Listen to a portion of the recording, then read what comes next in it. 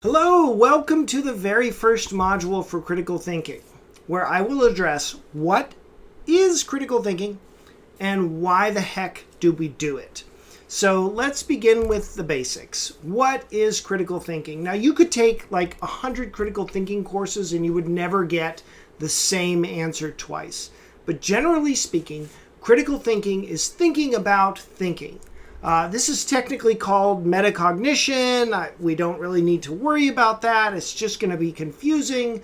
Remember, understanding is about making things more simple, not more complex. And if you really understand something, you can break it down into its most simple terms. That's strength of understanding, not a bunch of highfalutin words. So I'll try to keep technical vocabulary down to a minimum because it tends to just be more confusing. And what we're looking for here in this class is kind of durable understanding. So all that critical thinking is it's a way of sort of stopping and looking back at the ways in which you normally think in order to try and analyze that to make sure that you're doing it in the best possible way. Well, one of the best ways to do that is to look at what is called the paranormal. This is a fun way to study critical thinking. It's a way to do it in a way that, we could do current affairs with all this sort of stuff and talk about elections and all that. Or we could talk about the paranormal, which I think is kind of fun and interesting. So let's discuss the paranormal. Paranormal is an event or a thing that violates the laws of nature. Another way to think about it is paranormal is phenomena that are outside of the natural world or the known world. So examples of this might be ghosts, right? Or astrology. If we look at science, the laws of science tell us that the claims of astrology are unsubstantiated, and so they would therefore not be part of the natural world.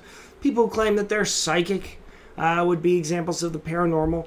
Some claims involving Bigfoot or aliens, depending on how you phrase them, those are paranormal claims because they're sort of extraordinary. They're outside of the catalog of things that we normally all agree exist. You know, we all know trees exist, right? But we don't all know that aliens are visiting this planet, for example. And so sometimes the term paranormal gets used to talk about those sorts of things.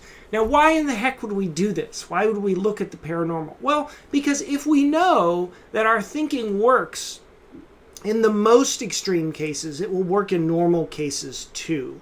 All too often, people just pay attention to where their thinking or their theory holds up. They say, see, I'm right here. This is where I'm correct. But you don't want to look for where your theory is confirmed. What you really want to look for is where your theory is disconfirmed, where it falls apart. And that is exactly what we have with the paranormal. The idea is that somehow we have missed the sorts of things that actually exist, whether those things are aliens or psychic powers or reincarnation or something like that.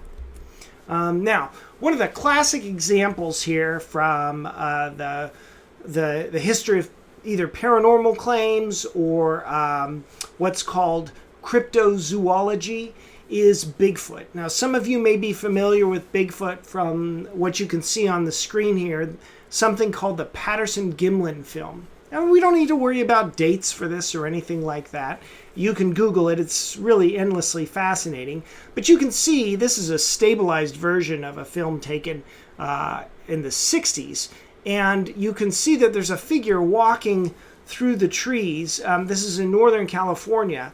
And this creature, if it is real, does not exist in the catalog of science. It would have to have been some type of large primate that escaped detection by modern science. And so it's a fun way to start off talking about critical thinking. Another sort of example of this might be something like chupacabra. But let's think about how we think about Bigfoot. There is a primatologist named Jane Goodall. That's a picture of her there on the left. And she's famous for believing in Bigfoot, or at least thinking that Bigfoot is real.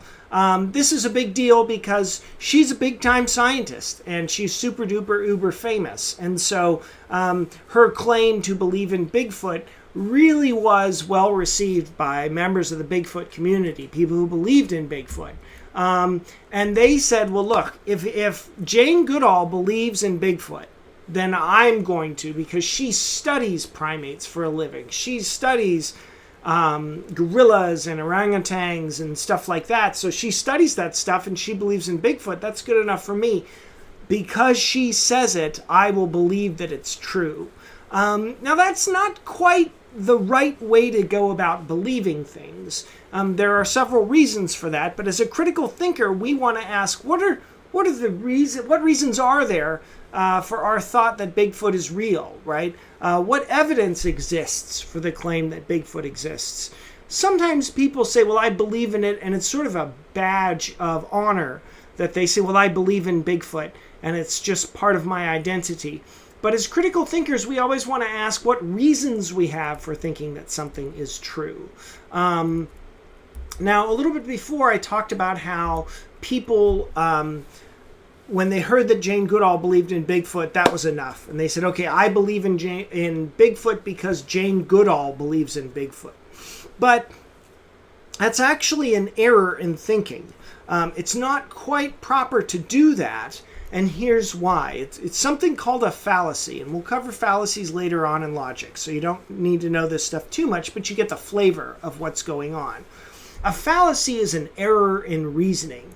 It's you're doing it wrong. You may get to the conclusion that you want, but the result will be disastrous. And it's really analogous to, I ain't even going to get that phone because it's a robocall, so I'm sorry, we'll have to talk through this ringing. It's a fallacy. It's an error in thinking. You may saw that branch down. You may cut the branch, but you are going to go down with it. And that's the very same idea with fallacies. You may actually get to your conclusion. You may get to where you want to go, but by employing that kind of mistaken reasoning, you'll have disastrous results. And in this case, the sort of fallacy that's being committed here is an appeal to authority. Claiming that a claim or position must be true on the basis that some party said it. And that's what's going on when people say, oh, Jane Goodall believes in Bigfoot, so it must be true. Remember, what makes Bigfoot is real true is not whether or not Jane Goodall says it or Jane Goodall believes it. Her opinion may inform our own because she studies primates. Maybe then it's more probable that what she says has credibility. Maybe it might make it more probable that we think that there's a Bigfoot. But that's not the same thing as proof. And anytime somebody says, so-and-so says it, therefore it must be true, we're committing what's called an appeal to authority fallacy.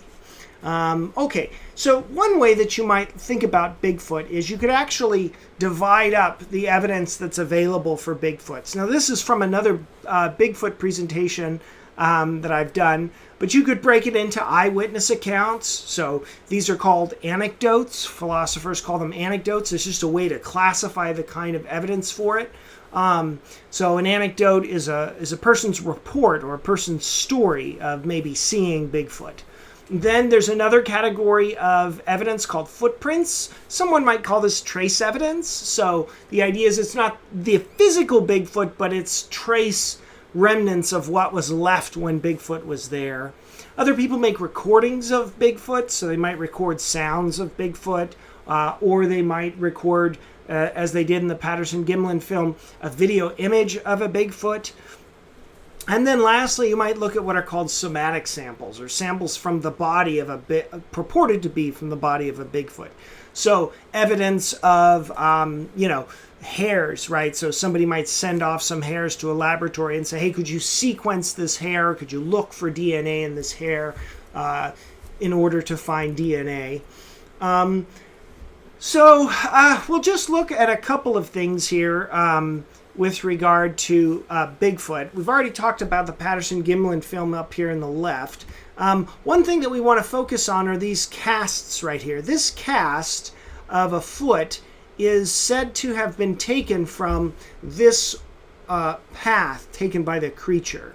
And a lot of people might look at this and say, aha, here it is, proof that there was something out there that was real, a big, huge foot, right, left a mark in the sand, and we poured this plaster of Paris in there, and then it took that impression. Let's take a moment here and think again about what we're doing, because you might say, okay, wait, what's going on here? We got a dude's foot, and this is his big foot, and what are we doing? We're thinking about instances where we think about whether Bigfoot exists, right? That's the meta part of it, the metacognition. You don't need to know that, but it's like the next level up.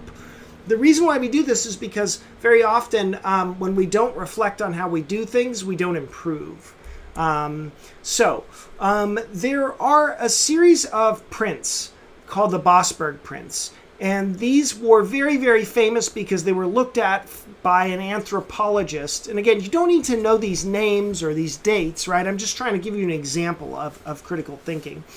These prints were very famous because they were looked at by this anthropologist, John Napier, who was the real deal. I mean, he was just a straight up, legit professor and wanted to see whether or not there was anything to this claim about Bigfoot. And he looked at these prints and he has a startling conclusion. I'll get to it in a minute. And he thought, well, these footprints are legit.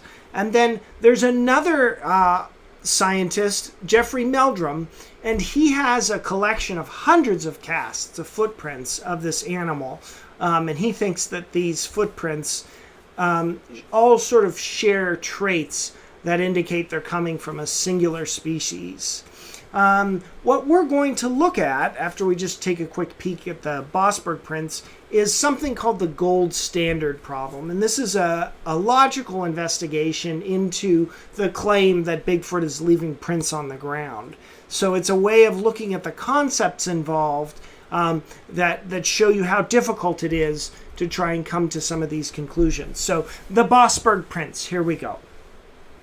These Bosberg prints were left in the state of Washington, and we don't want to get bogged down in the facts too much. What's interesting to us is that someone who has proper education, who understands the anatomy of primates and how they move around, took a look at these prints and came to the following conclusion. Quote, "I conclude that the deformity was the result of a crushing injury to the foot during early childhood.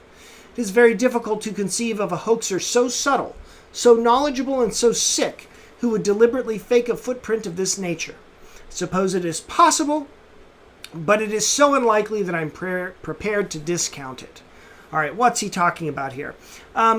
What it looked like was whomever made these prints, whatever creature made these prints, they had at one point it looked like the foot had been broken, and then as a result of that broken foot, the distribution of the weight was different. And in order to fake this, you would have to have a PhD in anatomy, and you'd really have to be good at making the cast. And Napier says, look, I mean, it's possible somebody fakes this, but man, that's pretty far out. You'd really have to be, you'd really have to know a lot. And it seems unlikely that somebody would go through all this trouble just to fake a footprint. Now, this gentleman right here on the bottom right, Jeffrey Meldrum, has all these casts of footprints, right, that he claims all come from these creatures or perhaps evidence of these creatures. And so the problem is science doesn't believe that there exists a Bigfoot. They don't think there's an unknown cryptid out there like this. But it looks like there's some kind of evidence that suggests that there might be. And so how could we evaluate this evidence when it looks like we have people who are specialists and they believe these things when other specialists don't? What chance do we have as just laymen to try and figure something like this out? Well, here's a starting point, and it's called the gold standard problem. It looks like on first blush, when you see all these hundreds and hundreds of prints, that something is making these prints. But the problem is there's no standard, there's no reliable standard or established standard that we have to compare it to in order to determine whether or not it actually, a Bigfoot made those tracks. So put that in English, here it is. Suppose I give you this amazing cast that looks like it's from a Bigfoot, and you go, gosh, this looks right, this looks like something is real, it's not a fake, big, I don't know, bottom of a shoe or something that somebody changed. It really looks like it's a big print. The problem is we don't know what a real Bigfoot print looks like, so we have no way to compare it, a real Bigfoot print, to a fake one in order to see if it matches up. Right? There's no established standard that lets us know that these are real or fake.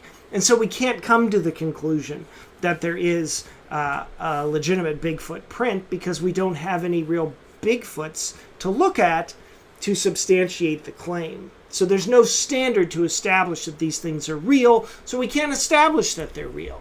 This is a logical point. It's a conceptual point that they're making a jump from, gosh, this footprint looks real, so it must be real. Well, wait a minute. Just because we don't know what made it, we can't conclude it's Bigfoot because we don't know what a Bigfoot print would look like because we've never seen a Bigfoot that's established that Bigfoots make these kinds of prints.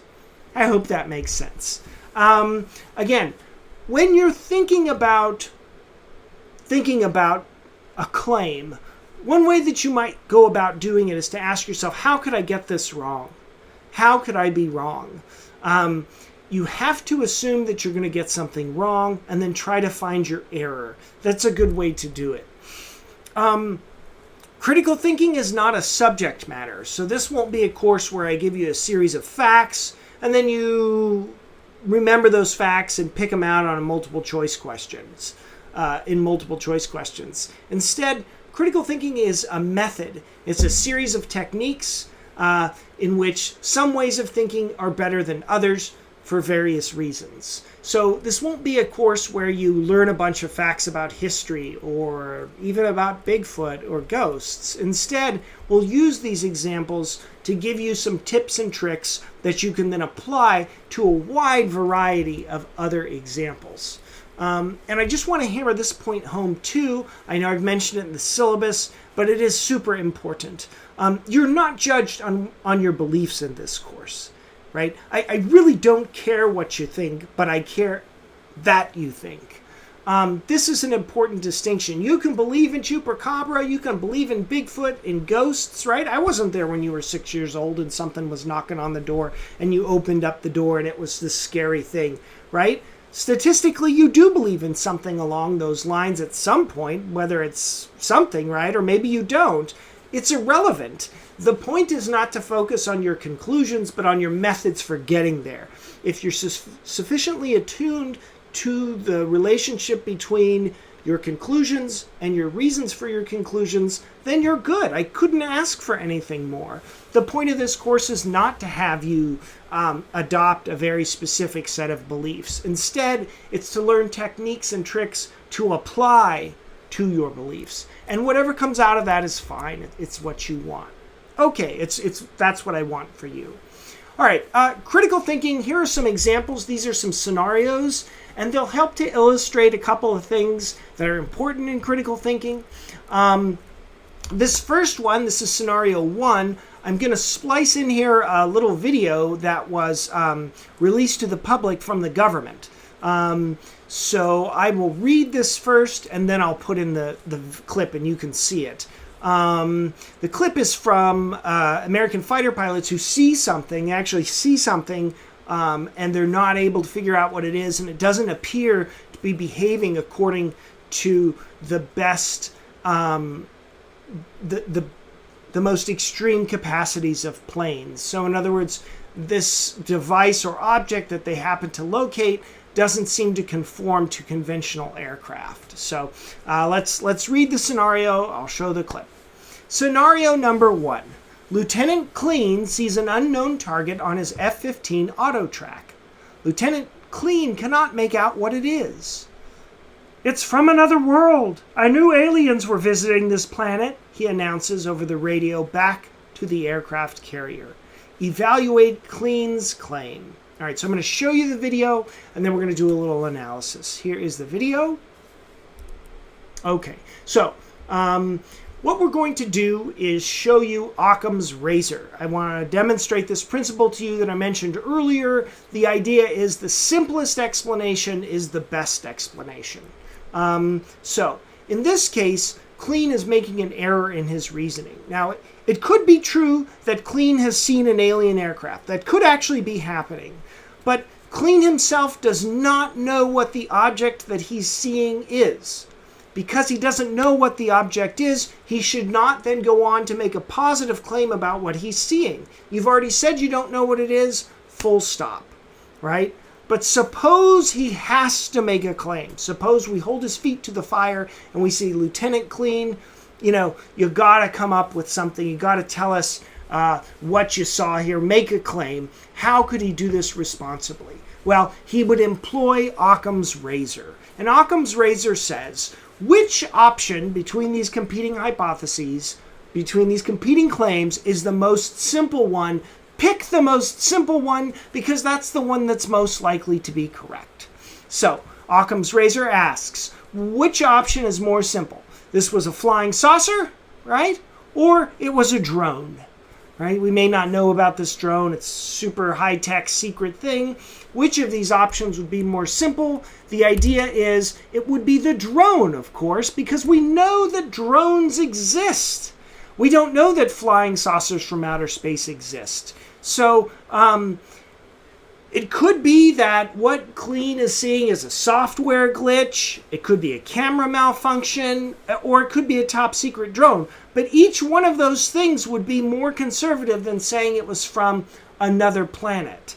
Now, we could absolutely be wrong. They could be visiting us. I mean, absolutely. There's nothing absurd about that as a logical point. Of course, this could be something from another planet. But it's better off when we don't know to just apply the most simple explanation, and that's what Occam's razor does. Again, Occam's razor can be wrong.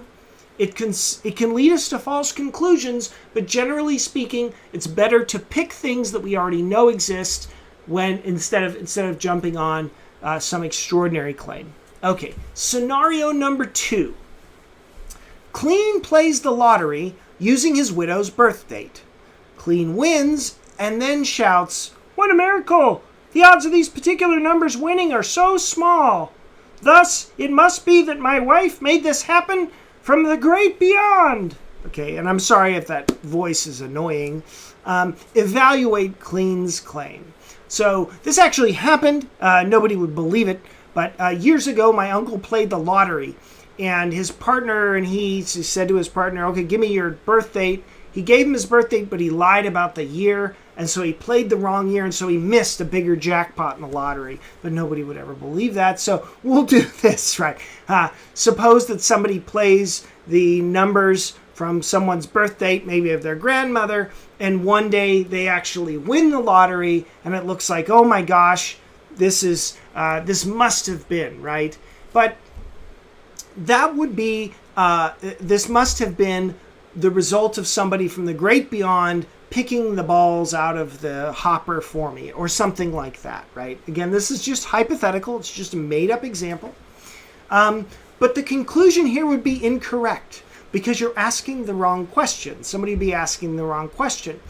The odds of any combination of numbers winning the lottery is going to be the same, right? So the odds of 1, 2, 3, 4, 5, 6 winning are going to be the same as 21, 35, 62, 2, 5, 9, right? They will be the same. It's not significant that the particular numbers were chosen over any others because all the numbers share the same probability of being picked. The question is, what are the odds that someone will win the lottery, right? And then, of course, there's an additional issue there. Those numbers that get picked could have significance in any number, of different ways. But the idea here that we're going to focus on is something called the lottery fallacy. And it's when you falsely conclude that event X was designed just because event X was improbable. So think about it in terms of the numbers again, right? Oh my gosh, of all the numbers that could have been picked, my widow's birth date, was picked, came up, And so it must be designed that she gave me those numbers so that I'd be taken care of after she dies. Maybe Clean says something like that. But that's wrong. Imagine we're walking along a beach and I pick up a grain of sand, right? We're in the Long Beach Bay there. And I pick up a grain of sand and I say to you, of all the grains of sand in the world, of the billions and billions and billions of grains of sand in the world, I picked up this one. It must have been, it was fate that I picked up this one. And you'd say, well, no. You were going to pick up a grain of sand. It just happened to be that one. That's the way to think about it, right? Now, this comes up in various forms whenever and we won't get into this too much, but there are a host of arguments called fine-tuning arguments that try to demonstrate on the basis that all the cosmological constants in the universe could have been a lot different, but we have this one particular configuration, and it just so happens that our life is can only evolve under these conditions, and so it looks like it was designed this way, right? Of all the billions and billions and billions of different options, this is the one that's picked. Well, that's the lottery fallacy, right? Again, you should be asking, what are the odds that some combination of cosmological constants have been issued? Now, don't worry too much about that example. We're not going to get into that, but it does let me cheat a little bit and tell you that, say a word or two about religious beliefs. We're not going to cover religious beliefs in this course. Philosophers sort of put them in their own category, and they are deserving of their own course. So I would encourage you to take philosophy of religion here, Phil 14. If you're interested in those kinds of questions, we won't really get into them in critical thinking. We just don't have the time, right? There's so much good stuff, and we just don't have time to get into it. But suffice it to say, there are rational defenses of fine-tuning arguments, and there are rebuttals, and we just don't have the time to get into them. I just wanted to show you the application there in different areas. Okay, scenario number 3, sudden death. Sudden death. Okay, on a routine visit to the doctor, it's discovered that you have a terminal illness and you have 23 days to live. What do you do? Now stop and think about this. Suppose this actually happened to you. I understand it's grim. I've lost some folks very close to me recently, and so I don't mean to be making light of this. But there's an important takeaway from this scenario. I think about what you might do if you only had just that very short period of time. Would you spend the time with your family? Some people go on a trip. Some people would go and, go play their craps tables. I don't know. But think about that for just a moment. The first thing I wanted to mention about this scenario is that it reflects the idea that beliefs matter. And how we think about the world affects our actions, and our actions in turn change the world and affect others. We'll have the same point get made in the last scenario. But the way that you act sort of rests upon the beliefs that you have. And by all means, you are entitled to your own beliefs, but what people believe really does matter. And so, insofar as this course might help you believe more true things, it's really good, right? It's really good. Now, the second thing that this scenario demonstrates is something called illusory optimism. Illusory optimism, you might have felt like whenever I said, oh gosh, you discover you have a terminal illness, you only have 23 days to live. You might have thought, and I don't know if you did or not, you might have thought, oh, that'll never happen to me. But of course, there have been people who've gotten sick very suddenly and died very suddenly, and they thought the same thing, right? This happens so often. It's a tendency of our brains. It's called illusory optimism. It's a cognitive bias that occurs when a person believes they are at a lesser risk of experiencing a negative event compared to others. So in the case of terminal illnesses or catastrophic accidents, people often dismiss the possibility that they could contract such a disease or have such an accident happen to them. This could have real life consequences.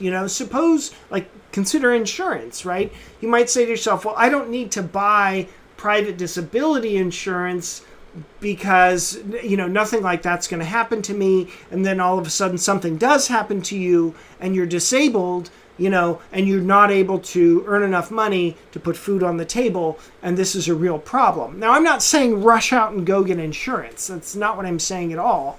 But an example of this might be, I got into a car accident and we had never purchased renter's insurance because we always figured, well, we never really get into accidents, right? Until I needed a rental car, and I couldn't afford a rental car, and the only way that I could have gotten one was to put the money out there and try to put it on a credit card, but we couldn't even do that.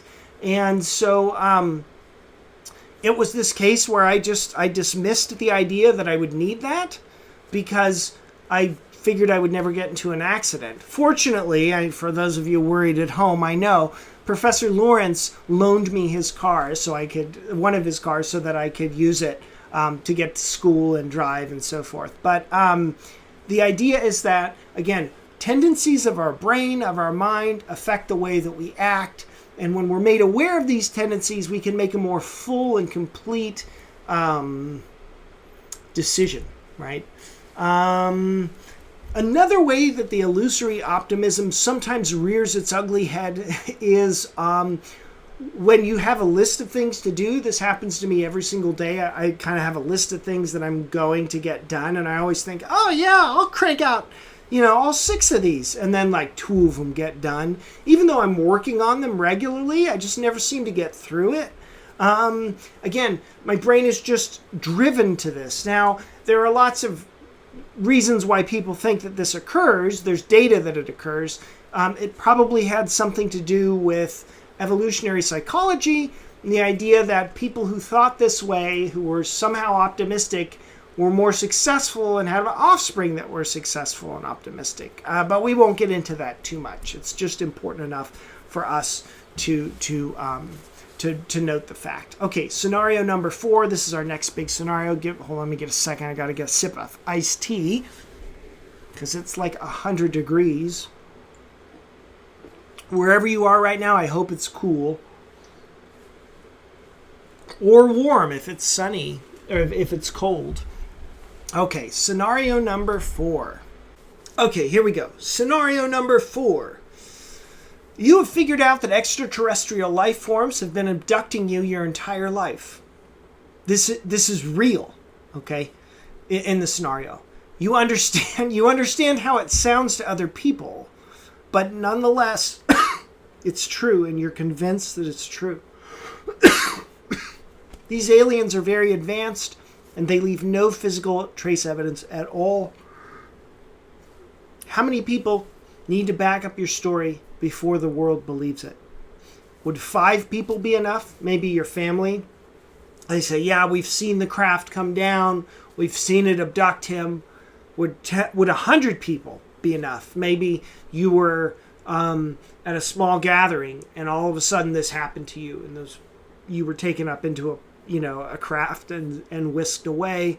Or would 10,000 people be enough? Do you suppose you're at a soccer stadium or something and you're abducted in front of all these people? Now, nobody has video evidence, but 10,000 people come forward and say, didn't know this person, but yes, this thing came over and abducted this person, right? How many people do you think would be needed to vouch for you before the rest of the world would accept it? Would it be 5 people, 100 people, or 10,000 people? Okay. Some of you might have said something like D. No number of people would be sufficient to establish this. And that would be a normal impulse, right? What you're thinking about here is a rule that critical thinkers employ often. It's called Acree, but that's just short for the phrase, extraordinary claims require extraordinary evidence.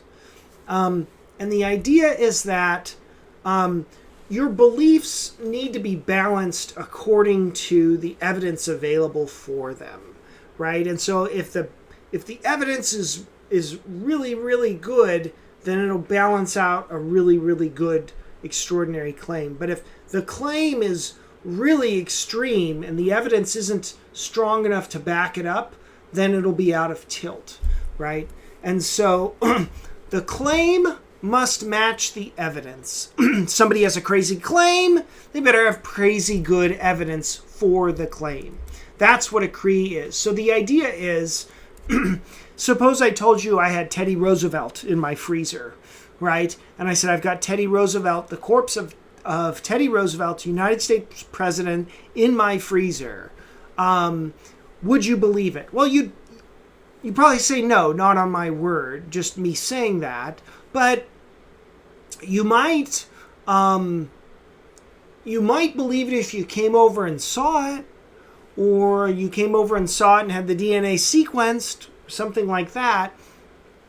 But you can see how the crazier the claim gets, the better the evidence you're going to need to substantiate the claim. And if the evidence isn't matched by, if the claim doesn't match the evidence, then it's undecided. You haven't made the positive case yet. You don't conclude the negative, you just say, well, we haven't established it.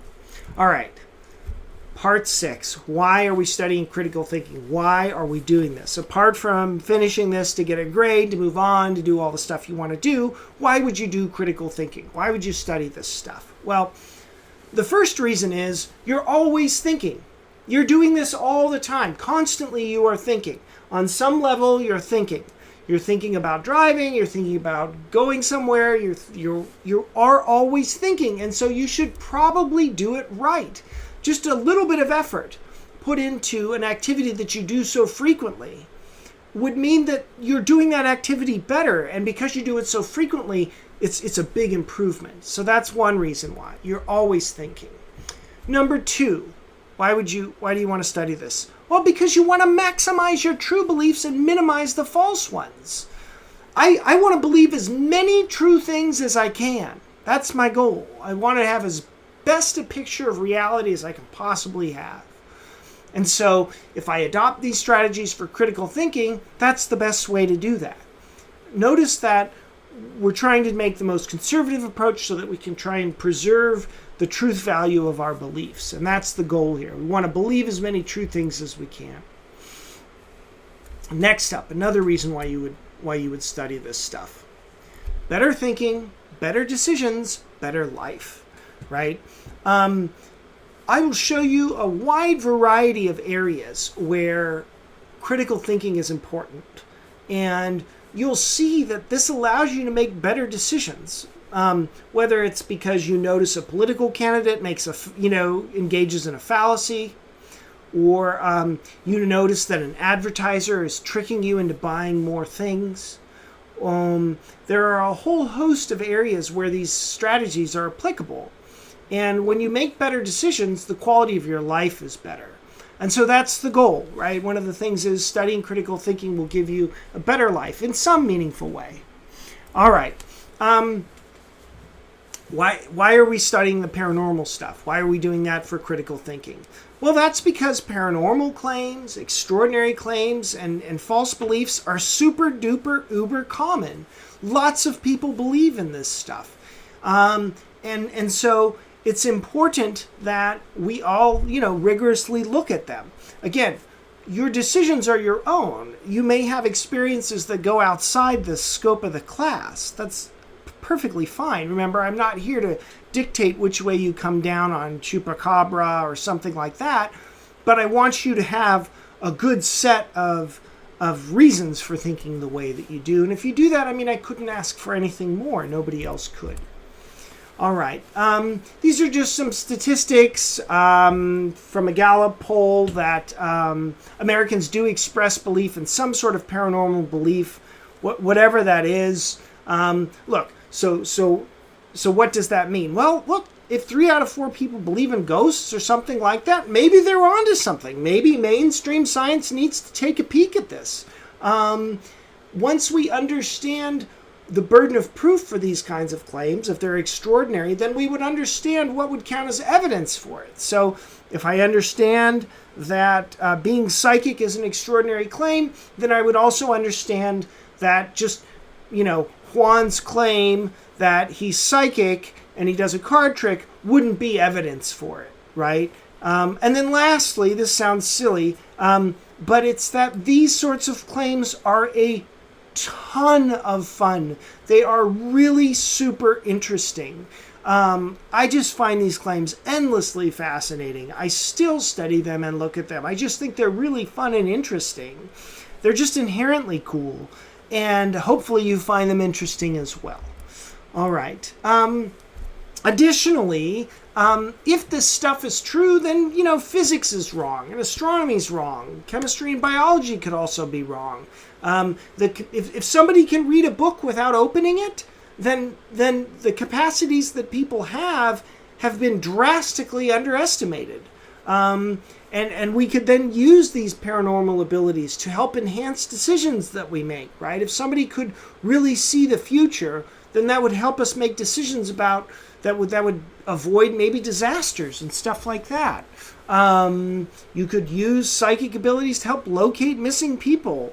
It sounds silly, but if you were clairvoyant, meaning you could see, it's sort of hidden sight, if you could see something without using your eyes and ears and so forth, if you could just use your mind's eye, then you could locate all sorts of lost treasures, lost people, this kind of stuff. And so it's worth it to take a peek, because think of all the good that could happen as a result. Okay, that concludes the very first part of our Module 1. I hope it's been informative for you. I try to go through it as quickly as I can, as clearly as I can. If you have any questions or concerns, please let me know. I encourage you to review those notes in case I missed anything. Otherwise, good luck on on quiz number 1, and I look forward to seeing you in the next module.